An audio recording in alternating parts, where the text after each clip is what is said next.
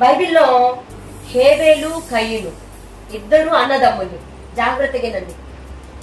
హేబేలు కయీను వాళ్ళిద్దరూ అర్పణ తీసుకొచ్చారు దేవుని దగ్గరికి. జాగ్రత్తగానండి అమ్మ. అన్న తమ్ముడు. అన్న పేరు కయీను, తమ్ముడు పేరు హేబేలు. అన్నేమో పొలంలో పండింది తీసుకొచ్చాడు, తమ్ముడేమో గొర్రెల కాపరి గొర్రెని తీసుకొచ్చాడు.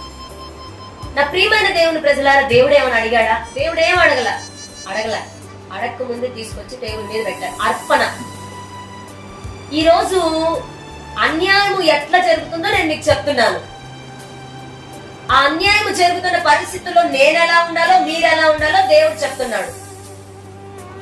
ఇద్దరు తీసుకొచ్చి టేబుల్ మీద పెడితే ఆ ఇద్దరి అర్పణలో దేవుడు ఇందాక మనం ఆరాధిస్తా ఉంటుంటే అస్సలు నేను సిద్ధపడిందే ప్రవచనం మూలంగా వచ్చింది. నేను ఏదైతే వాక్యం సిద్ధపడ్డానో అదే చెప్పేసరికి నాకు ఫుల్ కన్ఫర్మేషన్ అయిపోయింది, ఇది దేవుడు చెప్పమంటున్నాడు అని. నేను అర్పణ లక్ష్య పెట్టాను, అంగీకరించాను, క్లియర్ గా దేవుడు మాట్లాడాడు.